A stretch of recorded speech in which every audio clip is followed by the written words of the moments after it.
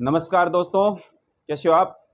स्वागत है आपका अपने चैनल गुरु कृपा ऑनलाइन क्लास में। विगत क्लास में हमने मैग्नेट यानी चुंबक के बारे में अध्ययन किया।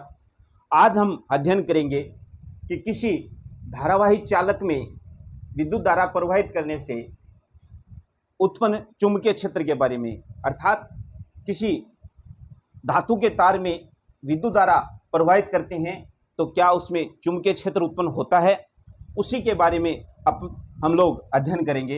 तो आज की हमारी हेडिंग है चालक में विद्युत धारा प्रवाहित करने से उत्पन्न चुंबकीय क्षेत्र। दोस्तों, इसके लिए हम एक परिपथ तैयार करते हैं। इस परिपथ में एक बैटरी, एक कुंजी, एक एमीटर और एक प्रतिरोध का संयोजन हमने किया है। जैसे ही हम कुंजी को ऑन करते हैं, आप लोगों को अवगत है इस बात का कि इस परिपथ में विद्युत धारा प्रवाहित होने लगती है।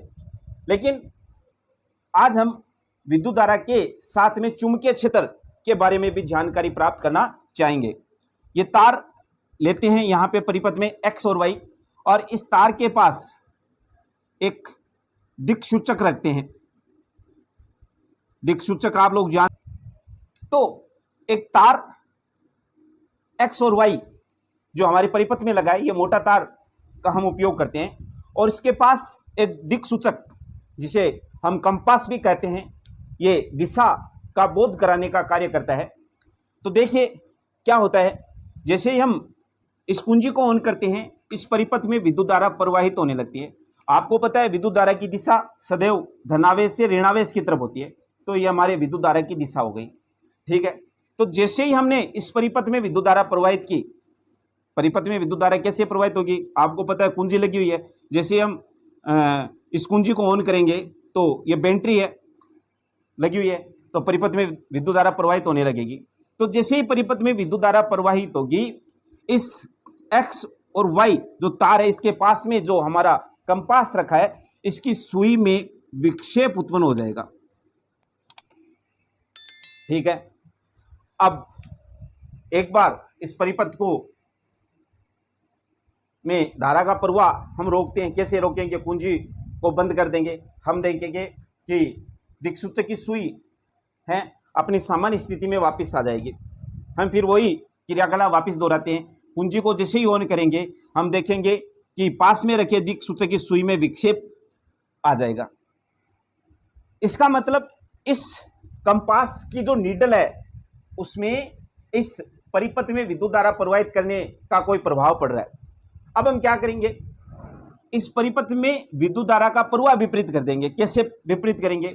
इसके टर्मिनल बदल देंगे। बैटरी के जहां प्लस था वहां माइनस कर देंगे। मान लीजिए हमारा टर्मिनल बदल गया और ये हमारा प्लस माइनस यूं हो गया।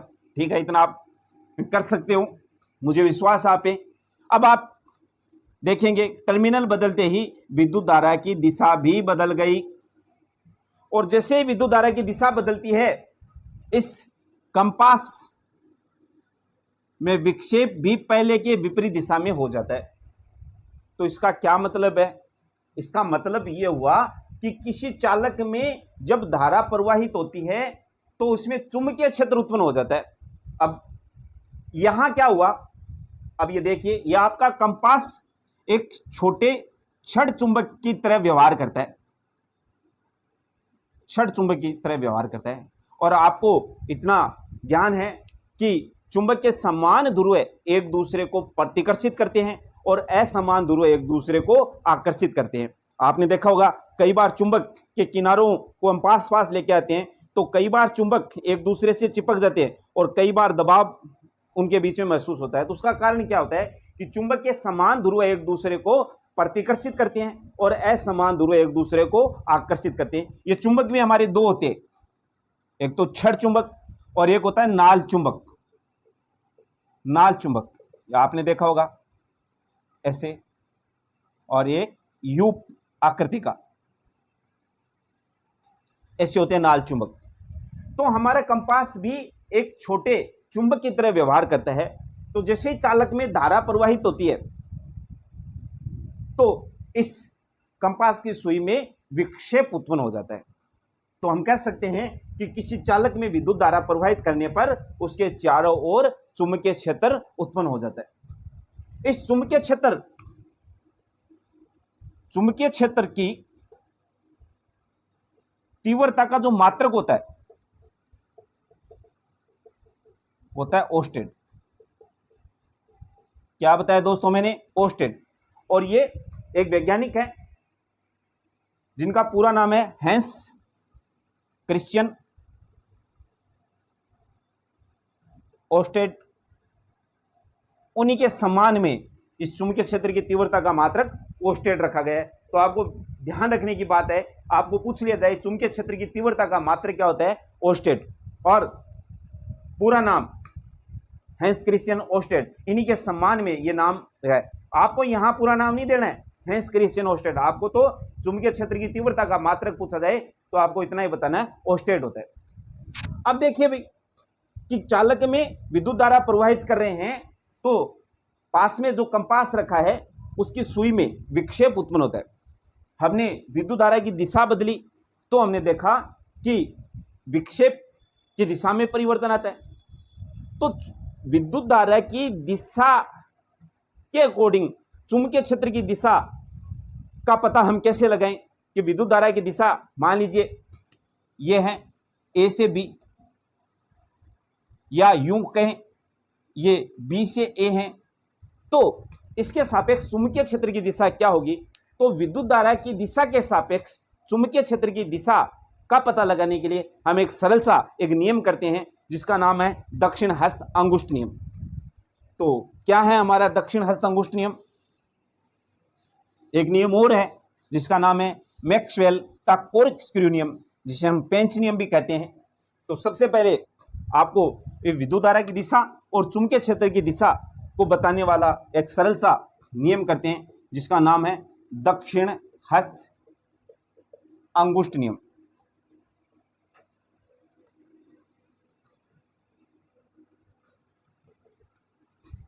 यह नियम आपको अपने दक्षिण हैंड या राइट हैंड पे निर्भर करना है, यानी इसी पे सेट कर लेना अपना ये नियम। तो ये आपका राइट हैंड है, इस राइट हैंड में आप अपना एक धातु का तार लीजिए जिसमें विद्युत धारा प्रवाहित हो रही है। सामान्य हम जानते हैं कि किसी तार को नंगे हाथ से पकड़ना नहीं चाहिए, लेकिन हम प्रयोग को समझ रहे हैं इसलिए इसको आपको समझना है। मान लीजिए ये मेरे पास एक धातु का तार है और मैंने इसको दाएं हाथ से पकड़ रखा है। अब इसमें विद्युत धारा की दिशा कौन सी प्रवाहित हो रही है, किधर प्रवाहित हो रही है? इसमें विद्युत धारा की दिशा मेरे अंगूठे की दिशा की तरफ है। किधर है? अंगूठे की दिशा में। दिख रहा है आपको स्पष्ट रूप से? यह धारावाही चालक यानी इसमें विद्युत धारा प्रवाहित हो रही है और इसमें दिशा कैसे है? मेरे अंगूठे की दिशा की तरफ है। और अंगूठे की दिशा किधर है? ऊपर की ओर है। तो अंगूठे की दिशा में धारा प्रवाहित हो रही है तो चुंबकीय क्षेत्र की दिशा कौन सी होगी? मेरी मुड़ी हुई जो अंगुलियां हैं उनके सापेक्ष चुंबकीय क्षेत्र की दिशा होगी। तो अब इस नियम को मैं आपको विस्तार से बताता हूं कि धारावाही चालक तार को दाहिने हाथ से पकड़े कि अंगूठा विद्युत धारा की दिशा में हो। अंगूठा किधर हो? विद्युत धारा की दिशा में। ये विद्युत धारा की दिशा ये है ऊपर की ओर। अंगूठा विद्युत धारा की दिशा में हो तो मुड़ी हुई अंगुलियां चुंबकीय क्षेत्र की दिशा को दर्शाती है। यही दक्षिण हस्त अंगुष्ठ नियम है। समझ में आ गया? ये मुड़ी हुई अंगुलियां, ये अंगुलियां मुड़ी हुई ना मेरी, ये मुड़ी हुई अंगुलियां चुंबकीय क्षेत्र की दिशा को दर्शाती है। यही हमारा दक्षिण हस्त अंगुष्ठ नियम है। लिख देता हूं, किसी धारावाही चालक तार को दाहिने हाथ से इस प्रकार पकड़े कि अंगूठा विद्युत धारा की दिशा में हो तो मुड़ी हुई अंगुलियां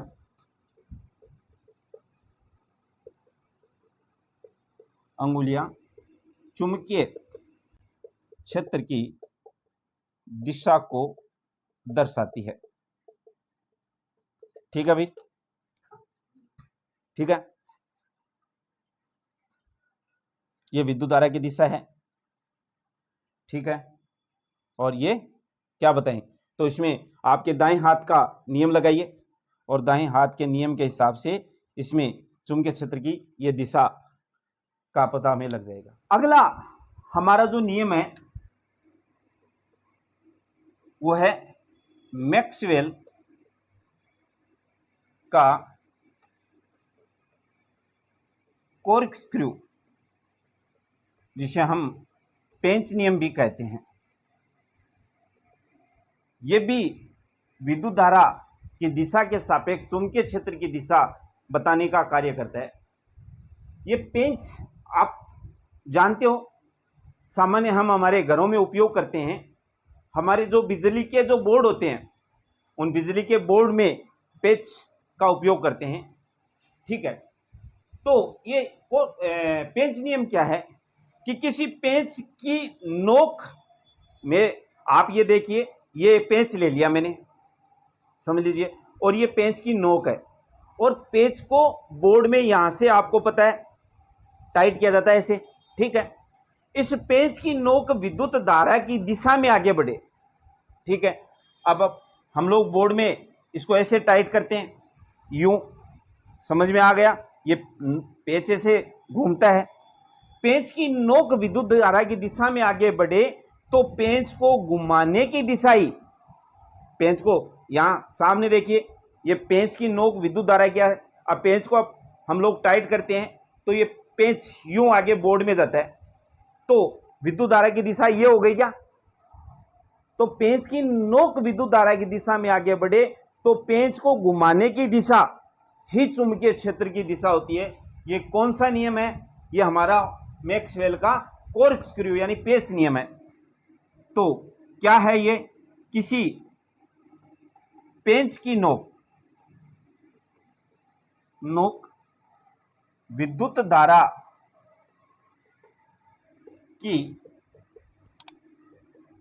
की दिशा में आगे बढ़े,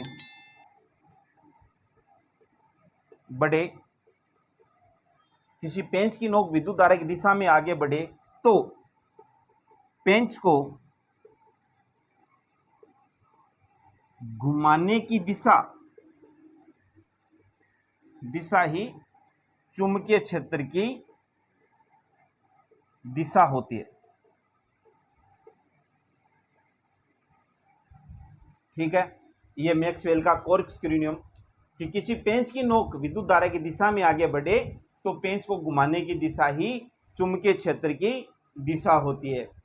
शायद आप लोगों के समझ में आ गया होगा कि किसी धारावाही चालक में विद्युत धारा का प्रवाह होता है तो किस प्रकार चुंबकीय क्षेत्र उत्पन्न होता है, उस विद्युत धारा की दिशा क्या होती है, चुंबकीय क्षेत्र की दिशा क्या होती है। इन नियमों के माध्यम से हमने विद्युत धारा की दिशा और चुंबकीय क्षेत्र की दिशा का अध्ययन किया है। तो आपको आज की क्लास कैसी लगी है? अपने सुझाव नीचे कमेंट बॉक्स में लिखे हमें अवगत कराएं और वीडियो को ज़्यादा से ज़्यादा अपने दोस्तों मित्रों को ज़्यादा भेजें, लाइक कीजिए, सब्सक्राइब कीजिए। धन्यवाद।